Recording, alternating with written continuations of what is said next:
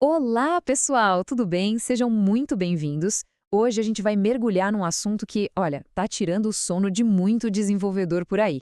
Por que as IAs, que prometem ser a solução para tudo, às vezes parecem tão aleatórias na hora de corrigir um código? Exatamente, Clara. E para a gente entender isso de verdade, com base em dados, a gente vai analisar um artigo de pesquisa super interessante chamado Analisando a Instabilidade de Modelos de Linguagem Grandes na Injeção e Correção Automatizada de Bugs.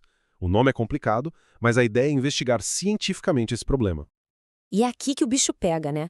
De um lado, tem a promessa de que a IA vai resolver nossos bugs num piscar de olhos. Mas, na realidade, quem está ali no dia a dia da programação, às vezes se depara com uma situação bem frustrante. Para um mesmo problema, a IA sugere uma coisa, depois outra, depois outra.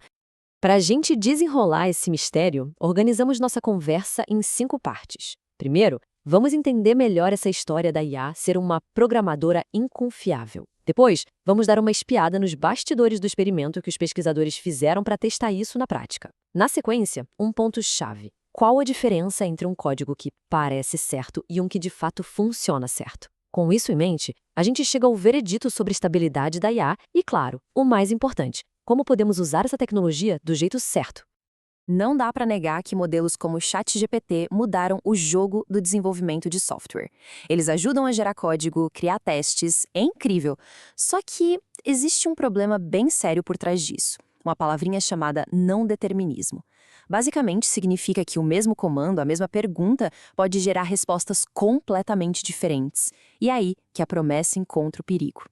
E olha, isso não é só um detalhezinho chato, não. É algo bem sério. Os próprios pesquisadores do artigo dão um recado. Nas palavras deles, essa instabilidade pode comprometer seriamente a correção do software, a confiabilidade dos testes e a confiança de quem desenvolve. Ou seja, o estrago pode ser grande. Ok, o problema é sério. Mas como é que a gente mede essa inconsistência na vida real? Não dá para ser no achismo. E foi por isso que os pesquisadores montaram um experimento super controlado, bem rigoroso mesmo, para colocar o ChatGPT à prova.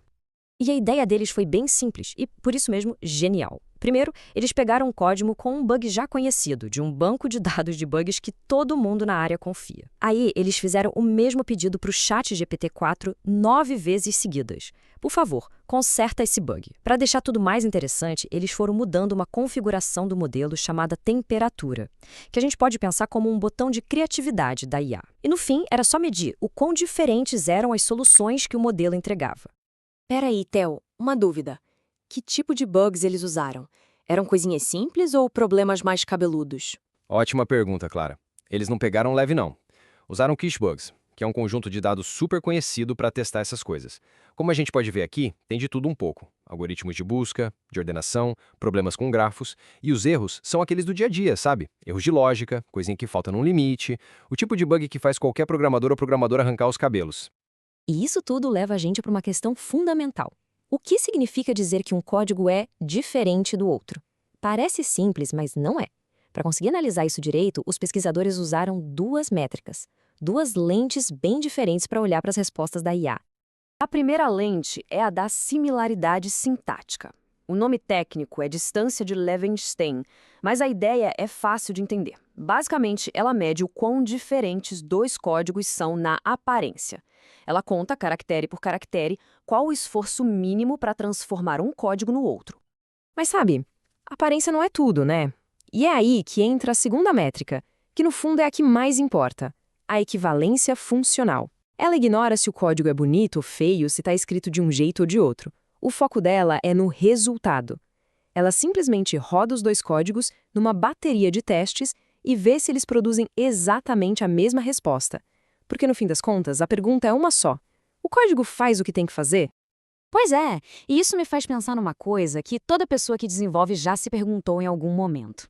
Se um código parece diferente, usa uma lógica um pouquinho distinta, mas, no final das contas, ele passa em todos os testes, funciona perfeitamente, será que essa diferença de estilo realmente importa? É uma tensão que sempre existe. Exatamente. E é aí que os resultados do estudo jogam uma luz. Agora a gente vai ver o que os dados realmente mostraram sobre essa estabilidade da IA, conectando aquela configuração de temperatura com essas duas métricas que a gente acabou de ver. Olha só esse gráfico. Para mim, essa é a imagem mais forte do estudo todo. Fica muito claro aqui. Conforme a temperatura, ou seja, a criatividade da IA vai subindo de 0 para 1, a barrinha azul de correções totalmente bem-sucedidas despenca, de 55% para 40%. E, ao mesmo tempo, a barrinha de falhou dispara, de 35% para 45%. Uau, a queda é muito grande! Esse número geral resume tudo. A taxa de equivalência funcional, ou seja, a capacidade da IA de entregar um código que realmente funciona, caiu mais de 11%. Isso quer dizer que quanto mais criativa a gente deixa a IA ser, menor a chance dela acertar a correção do bug de forma consistente. E tem um detalhe aqui que é ainda mais surpreendente. Mesmo quando eles colocaram a temperatura em 0, que seria o modo mais certinho e previsível da IA, a consistência perfeita não aconteceu. A aleatoriedade diminui muito, mas ela não some. Mesmo nesse cenário, algumas correções simplesmente falharam. Nossa, então o cenário é meio complicado, né? Mas nem tudo está perdido, né? O legal da pesquisa é que ela não só aponta o problema, mas também busca caminhos. Então vamos ver o que os pesquisadores recomendam para a gente usar a IA de um jeito mais seguro e confiável.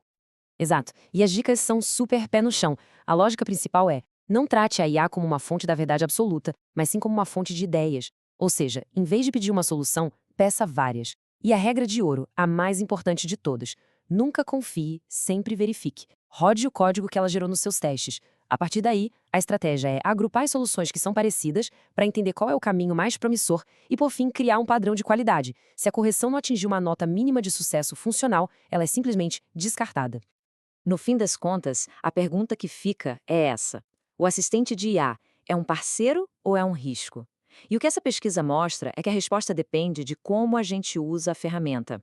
A IA pode sim ser um parceiro incrível, mas só se for tratada com uma boa dose de ceticismo e verificação constante. É uma relação em que a confiança precisa ser conquistada e não simplesmente assumida. Perfeito, Clara. É uma ferramenta poderosa e cabe a nós ter a sabedoria de usá-la bem. Muito obrigado a todos pela companhia nesta análise. E a gente se vê na próxima.